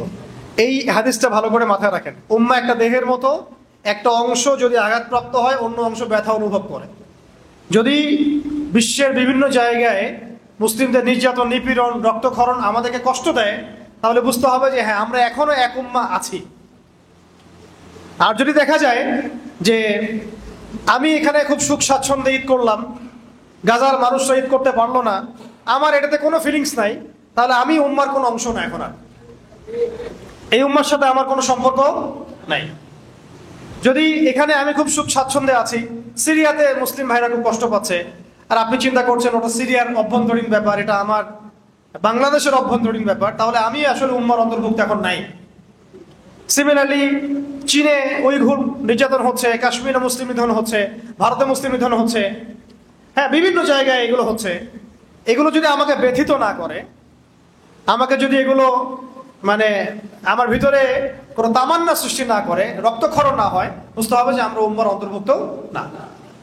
উম্মাহ একটা দেহের নাম, এক অংশে আঘাতপ্রাপ্ত হলে অন্য অংশ ব্যথা অনুভব করবে। এখন আপনারা চিন্তা করে বলেন যে আসলে আমরা উম্মাহর অন্তর্ভুক্ত আছি কি নাই। আমি আপনাদেরকে সিস্টেমের কথা বলেছি, একটু ধৈর্য ধরেন।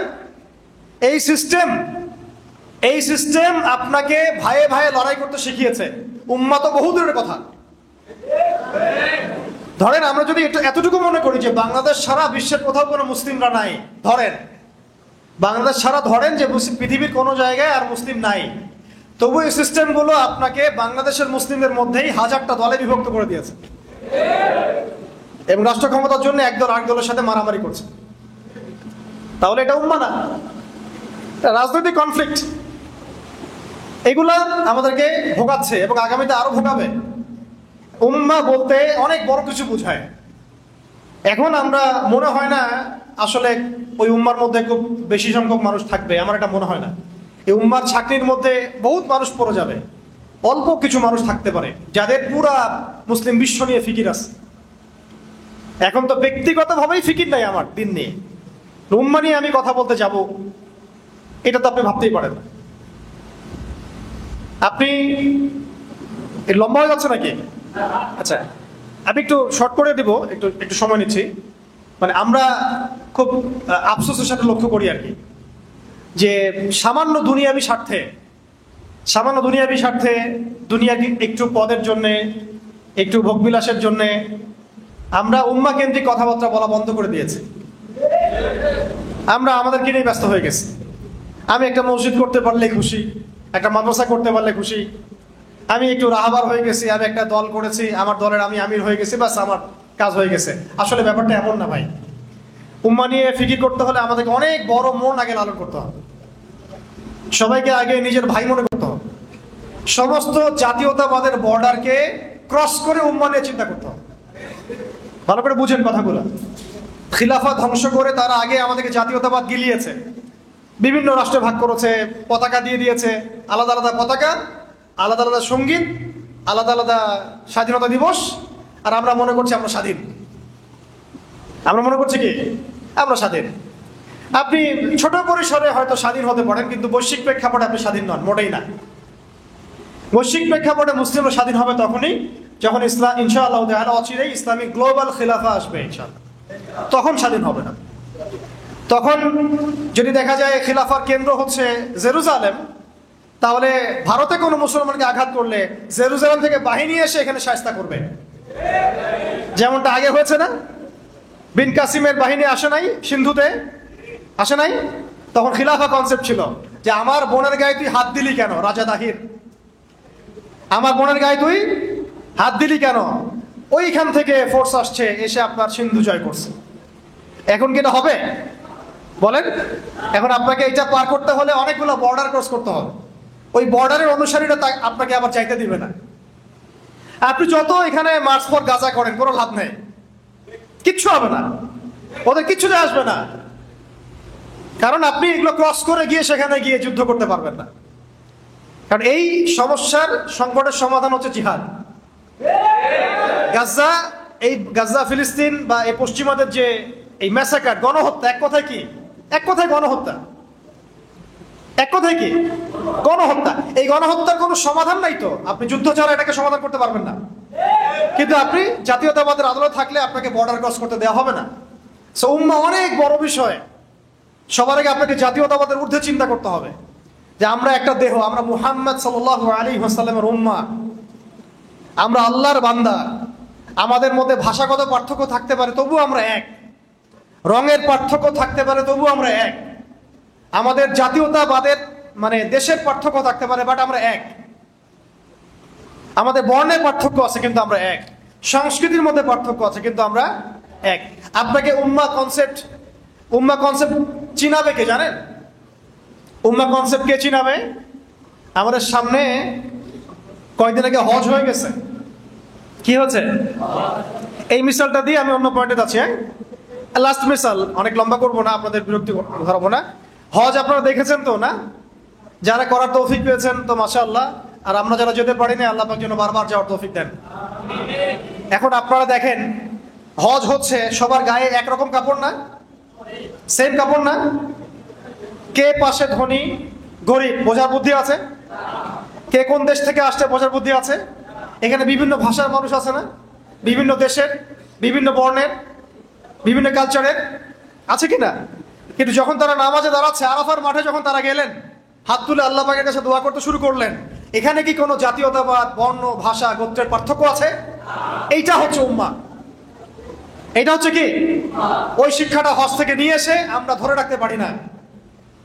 এমনকি হজের খুতবাতে পর্যন্ত পুরো উম্মাহকে ঐক্যবদ্ধ করে এই জালেমদের এগেইনস্টে জিহাদের ঘোষণা দেওয়ার সুযোগ হয় না। আফসোস, এর চেয়ে বড় কি আফসোস হতে পারে? এমনকি হজের খুতবাতে পর্যন্ত পুরো মুসলিম উম্মাহকে ঐক্যবদ্ধ করে একটা জিহাদের ডাক দেওয়ার সাহস হয় না। কারণ ওইটা ওইখানে বললেও নাকি আব্বুরা মাইন্ড করবে। কারণ কারণ ইসরায়েলের আশপাশে যতগুলো মুসলিম রাষ্ট্র আপনি দেখছেন, এদের বেশিরভাগকেই তারা কিনে ফেলেছে। এদের বেশিরভাগই ওদের কাছে সোল্ড আউট। এরা তাদের ক্ষমতাকে টিকিয়ে রেখেছে ওদেরকে সাপোর্টের বিনিময়ে। আপনি এদেরকে যদি মনে করেন লেবানন গিয়ে সমাধান করবে, জর্ডান গিয়ে সমাধান করবে, সৌদি আরব গিয়ে সমাধান করবে, হ্যাঁ কুয়েত গিয়ে সমাধান, আবুধাবি গিয়ে সমাধান করবে, কোশ্চিন কালেও না। বরং এরা ওদের মস্তক টিকিয়ে রাখার জন্য আমেরিকা ইসরায়েলের পা চাটবে পর্যন্ত। আমি এর চেয়ে খোলামেলার কথা বলতে পারি না, এটা বিশ্বের কাছে স্পষ্ট। আচ্ছা, আপনাদের কি মনে হয় হজের খুতবাতে এরকম একটা বয়ান আসার দরকার ছিল কিনা? পুরো বিশ্বের মুসলিমরা সেখানে আসছে। ওখান থেকে তো আমরা তাওহীদ নিয়ে যাব, মিল্লাতে ইব্রাহিম নিয়ে যাব, উম্মাহ নিয়ে যাব। আজকে উম্মার এই দুরবস্থা, ওইখান থেকে ডাকা আসবে, সবাই সেনাবাহিনী পাঠান, প্রস্তুতি গ্রহণ করেন, আমরা আল আকসা মুক্ত করবো ইনশাআল্লাহ। এই ঘোষণাটা কি বাংলাদেশ থেকে আসবে? এই ঘোষণা আসবে কোত্থেকে? আপনারা বলেন, এখন যদি মুহাম্মদ সাল্লাল্লাহু আলাইহি ওয়াসাল্লাম জীবিত থাকতেন, তিনি কি এই ঘোষণা দিতেন না? আবু বকর রাদিয়াল্লাহু আনহু থাকলে দিতেন না? ওমর রাদিয়াল্লাহু আনহু থাকলে দিতেন না তিনি? তাহলে আমরা কেন দিতে পারি না? কেন পারেন না? ওই পশ্চিমাদের সিস্টেমের মধ্যে ঢুকে গেছেন তাই। এই হলো বাস্তবতা। এই তো দাজ্জাল যে পুরো বিশ্বকে শাসন করবে, কিভাবে করবে? ওর থাকবে তন্ত্র মন্ত্র প্রযুক্তি, ওর থাকবে ফোর্স। ও মানুষকে এমন ভাবে ডিসিভ করবে, মানুষের কাছে মনে হবে আমি ঠিক পথেই আছি। বুঝতে পারছেন কথা? আল্লাহ পাক আমাদেরকে বোঝার তৌফিক দান করেন। উম্মাহ অনেক গভীর বিষয় ভাই, আমি শুধু হজের একটা এক্সাম্পল দিলাম। এটা থেকে বুঝেন যে উম্মাহ কি হওয়া উচিত ছিল। এখন বলেন তো আসলে কি উম্মাহ এই জায়গায় আছে কি নাই? নাই। কেন নাই? জাতীয়তাবাদের কারণে নাই, এই ক্ষমতার দ্বন্দ্বের কারণে নাই, পশ্চিমা তন্ত্রমন্ত্রের কারণে নাই, সেই ইমান নাই, সেই আকীদা নাই, সেই মানহাজ নাই। তাহলে ইয়াংদেরকে আমি আমার ভিতর থেকে আহ্বান জানাচ্ছি যে এই ধোঁকাবাজিগুলোর মধ্যে না পড়ে একেবারে রিয়েল ইসলামটা শিখেন ইনশাআল্লাহ। এটা আপনাকে স্বাধীন করবে ভিতর থেকে, এটা আপনাকে স্বাধীন করে দিবে। আপনি আল্লাহ ছাড়া কাউকে ভয় করবেন না। আমি এটা ফখর করে বলছি না। এখন এতক্ষণ ধরে যে আলোচনাগুলো হয়েছে, আপনি আলোচনাগুলো জাতিসংঘ থেকে করতে পারবেন না, কারণ ওটা পরাধীন। আমি এখানে স্বাধীন, আপনি এখানে স্বাধীন। আপনি আল্লাহর দাসত্ব করছেন, তারা জাতিসংঘের দাসত্ব করছে। স্বাধীনতার অন্য সুখ আছে, এটা ওরা বুঝবে না। এই স্বাধীনতা নিয়ে যদি আমি কারাগারেও যাই, আমি স্বাধীন। এটা নিয়ে যদি আমরা জিহাদের মাঠে যাই, আমরা শহীদ, আমরা গাজী। এটা নিয়ে যদি আমরা ওখানে শহীদ হয়ে যাই, ইনশাল্লাহ আমরা জান্নাতে চলে যাব। বিকজ আমরা কোনো আল্লাহ বিরোধী কোনো শক্তির সামনে আত্মসমর্পণ করি নাই। এই জাজবাটা আমাদেরকে তৈরি করতে হবে। আল্লাহ পাক তৌফিক দান করেন। শেষের দুইটা পয়েন্ট, সংকট উত্তরণের পথ। তো সংকট তো আপনারা বুঝে ফেলছেন। আমি কয়েকটা পয়েন্ট বলি, সংকটগুলো কোথায় কোথায় জানেন? প্রথম সংকটটা হচ্ছে ভাই আমাদের ইমানের সংকট। কিসের সংকট? আমরা যে আসলে দুনিয়াতে আল্লাহর দিন পালন এবং প্রতিষ্ঠার জন্য আসছি, এটা ভুলে গেছি তো আমরা। আমাদের সামনে তো চাকরি, মেয়ে, টাকা পয়সা, বাড়ি গাড়ি, ব্যাংক ব্যালেন্স, এগুলো ঝুলতেছে। আমরা তো ভুলেই গেছি আমরা মুহাম্মদ সাল্লাল্লাহু আলাইহি ওয়াসাল্লামের উম্মাহ। আমাদের একটা ভিশন আছে, একটা মিশন আছে। আমরা ৮-১০টা উম্মার মতো পৃথিবীতে আসে নাই। আমাদের একটা নির্দিষ্ট লক্ষ্য আছে, গন্তব্য আছে, আর কেউ থাকবেও না চিরদিন। এটাই ভুলে গেছি আমরা, এবং ভুলিয়ে দেওয়াও হয়েছে মিডিয়া দিয়ে, প্রযুক্তি দিয়ে, স্মার্টফোন দিয়ে, শিক্ষা ব্যবস্থা দিয়ে, সমাজের কালচার দিয়ে, এগুলোতে টিভি দিয়ে, রেডিও দিয়ে, টেলিভিশন দিয়ে, এগুলোতে ভুলিয়ে দেওয়া হয়েছে আমাদেরকে। ভুলে গেছি না আমরা? বলেন তো। আগে আমাদের ইমানের ওই যে ক্রাইসিস, ওটা সলভ করতে হবে। ইমানের ক্রাইসিস সলভ করতে হলে কি লাগবে? দিনের জ্ঞান লাগবে। কি লাগবে? দিনের জ্ঞান লাগবে। একদিনের লেকচার কি আসলে সব জ্ঞান? তাহলে আপনাকে তো ভাই পড়াশোনা করতে হবে। পড়াশোনা করতে গেলে কি ওস্তাদ লাগবে কি লাগবে না? আলেমদের সামনে যেতে হবে, আলেমদের সান্নিধ্যে যেতে হবে। আর কি লাগবে? আখলাক লাগবে, উত্তম চরিত্র, উত্তম আখলাক। আখলাক কি বই পড়ে পড়ে অর্জন হয়ে যায়? না, আল্লাহওয়ালা মানুষদের সাথে চলতে হবে। আমি এক কথায় বলছি মোটা দাগে, আর কি লাগবে? বেশি বেশি আমল, বেশি বেশি। তো এত ডিভাইসে আসক্তি থাকলে আমল করবেন কখন? দুনিয়া নিয়ে এত ব্যস্ত হয়ে থাকলে আমল করবেন কখন?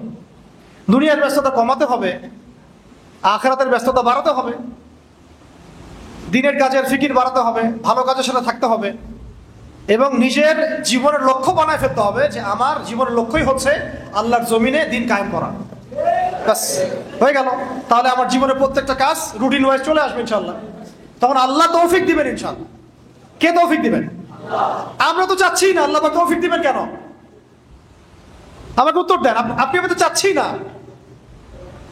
আমি তো চাচ্ছি না যে আমি আল্লাহর জমিনে দিন কায়েম করে ছাড়বো। এই ডিটারমিনেশন তো আসতেছে না। তাহলে আল্লাহ পাক আপনাকে তৌফিক দিবেন কেন? চাইতে হবে তো আল্লাহর কাছে। দোয়াই তো ইবাদত। আল্লাহ পাকের কাছে চাইলে আল্লাহ খুশি হন, না চাইলে আল্লাহ নারাজ হন। উদউলি আস্তাজিব লাকুম, আল্লাহ বলেছেন না? উদউলি আস্তাজিব লাকুম, আমাকে ডাকো, আমি তোমাদের ডাকে সাড়া দিব। সুবহানাল্লাহ। বাস, তাহলে এগুলো ক্রাইসিস না? ঈমান ঠিক করতে হবে, আমল, আখলাক এবং আকীদা। এটা কি আকীদা? আকীদা এবং মানহাজ ঠিক করতে হবে। এমন কোন আকীদা লালন করা যাবে না যে আকীদা আমাকে মুনাফিক বানায় দেয়। কথা ঠিক আছে ভাই? এমন কোন আকীদা লালন করা যাবে না যেটা আমাকে মুনাফিক বানায় দেয়। আমাকে একেবারে রাসূল সাল্লাল্লাহু আলাইহি ওয়াসাল্লামের আকীদা, তার যে আমল, তার যে সুন্নাহ, সাহাবীদের যে আকীদা, সাহাবীদের আমল, সাহাবীদের সুন্নাহ, তাবেঈন, তাবেঈন, আমাদের আসলাফগণ, আকাবিরগণ, তাদের সিলসিলা মেইনটেইন করে আমাকে চলতে হবে। এবং এটা কিন্তু একা একা শেখা যাবে না, আলেমদের সোহবতে যেতে হবে। আর আলেম আপনি চিনবেন কিভাবে? ফেসবুক থেকে, ইউটিউব থেকে। যার ভিউজ বেশি সে বড় আলেম নাকি? যাকে নিয়ে রিলস মানুষ বেশি বানায় সে বড় আলেম নাকি? যে একটু লিপস্টিক মারে সে আরো বড় আলেম। যে একদম মেয়েদের মতো সাজতেছে ওইটা রিল বানায় দিচ্ছে সে আরো বড় আলেম। আলেম কাকে বলে আসলে? যে নিজেকে জাহির করে সে বড় আলেম? আলেম কাকে বলে? মনে রাখবেন, আলেম সেই ব্যক্তিকে বলা হয় যে ব্যক্তি ইলম অনুযায়ী আমল করেন। এক নাম্বার, ইলম অনুযায়ী আমল করেন, সত্য মিথ্যা মিশ্রিত করেন না, সত্য মিথ্যা স্পষ্ট করে দেন। আলেম কাকে বলে? যিনি দুনিয়াবি স্বার্থে দিনকে বিক্রি করে দেন না। আলেম কাকে বলে? যিনি দিনের জন্য স্যাক্রিফাইস করতে পারেন, যিনি দুনিয়াবি উচ্চাভিলাষী হন না, যার মধ্যে উম্মাহ নিয়ে ফিকির আছে, যার মধ্যে কি উম্মাহ নিয়ে ফিকির আছে তার। এবং যে ব্যক্তির আখলাক, চরিত্র সবকিছু মিলিয়ে আপনি দেখবেন যে হ্যাঁ, উনি অনেক বুজুর্গ মানুষ, সব দিক থেকে উনি জাতির রাহবার হওয়ার মতো যোগ্য। শুধুমাত্র সার্টিফিকেট দিয়ে আলেম যাচাই করা যাবে না, এটাও একটা বিষয়। সার্টিফিকেটধারী মানুষের অভাব নাই সমাজে। সার্টিফিকেটধারী এমন আমি আপনাকে হাজার হাজার মানুষ দেখাতে পারবো যাদের উম্মাহ নিয়ে কোনো ফিকিরই নাই, অ্যাবসলিউটলি নো ফিকির হোয়াটসোএভার। এমনও মানুষ আছে। আবার এমনও মানুষ আছে যার এমন কোনো হয়তো এখন পর্যন্ত কোনো ডিগ্রি নাই, বাট তার উম্মাহ নিয়ে অনেক বেশি ফিকির আছে। অতএব আমরা আলেম জাজ করব অনেক কিছু বিবেচনা করে, তবে আমরা একটা সিলসিলা মেনটেন করব। সাহাবায়ে কেরাম, আসলাফগণ, আকাবিরগণ, তাবেঈন, তাবেঈন, তাদের সমস্ত যে সিলসিলা, এটা মেনটেন করে আমরা আমাদের আকীদা, আমল, মানহাজ গড়ে তুলব ইনশাআল্লাহ।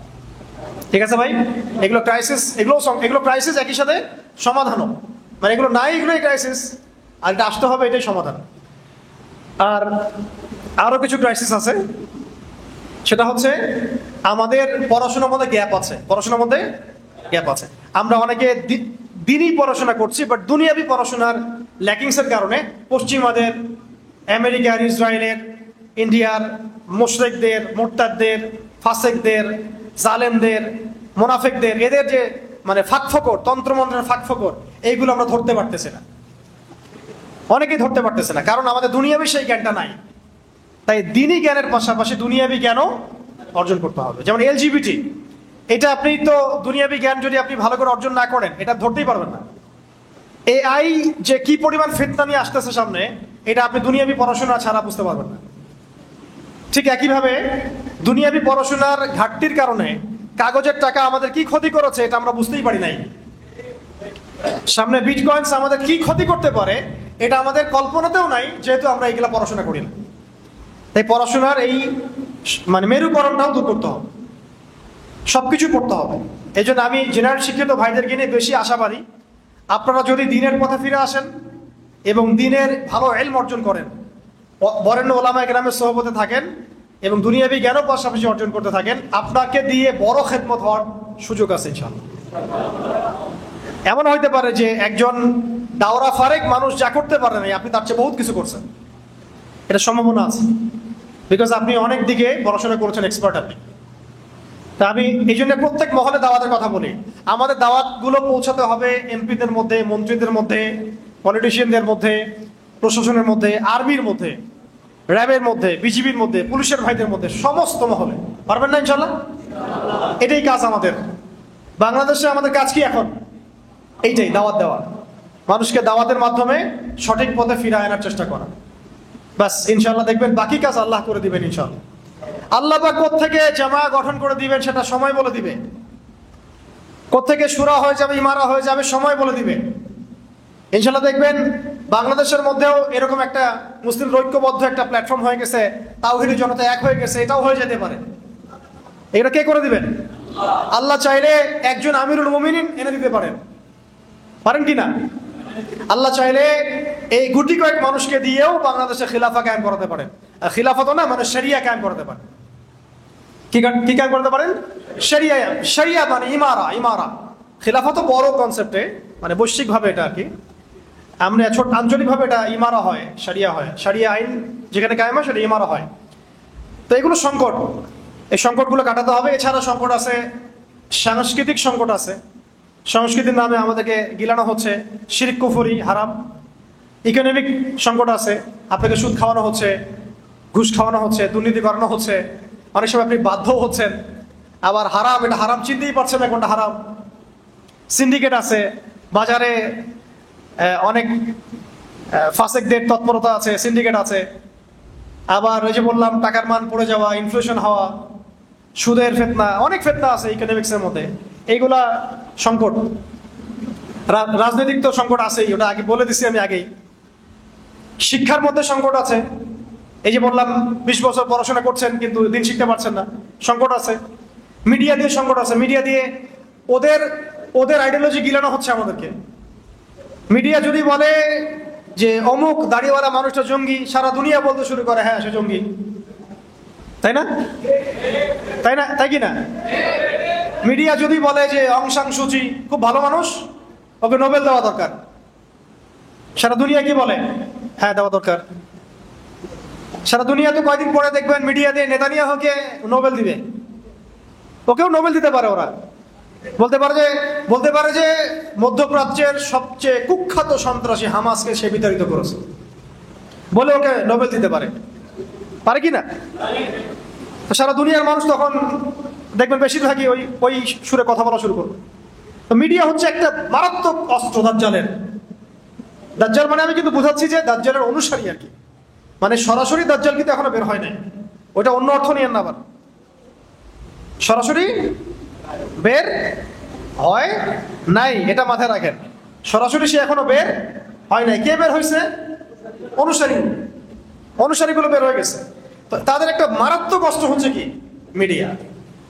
এটা তো বৈশ্বিকভাবে আছে, আঞ্চলিক আমাদের দেশেও যে মিডিয়াগুলো আছে এইগুলো দিনকে রাত করতে পারে, রাতকে দিন করতে পারে। আবার যদি দেখেন যে না ইসলামপন্থী কিছু মানুষ ক্ষমতা চলে আসছে আর আমরা কোনো একভাবে দেশে সারিয়া কায়েম করে ফেলছি, ধরেন আল্লাহ কবুল করেন, ধরেন আমরা চোরের হাত কেটে ফেলতেছি, হ্যাঁ মেয়েদের এইসব বেপর্দায় ঘোরাফেরা বন্ধ করে দিচ্ছি, সহশিক্ষা বন্ধ করে দিচ্ছি, সারিয়া কায়েম হলো তো এগুলো হবেই। তোমাদের ভালো লাগলেও হবে, না লাগলেও হবে। মানলে মানো, না মানলে এখান থেকে পালাও, কোনো সমস্যা নেই। শরিয়া কায়েম হলে এগুলো হবেই। জিনা করলে বেত্রাঘাত হবে, ব্যভিচার করলে রজম হবে, কেসাস হবে, হুদুদ হবে। তখন এই মিডিয়াগুলো কি করবে জানেন? তখন তারা আমাদের পক্ষ নেবে।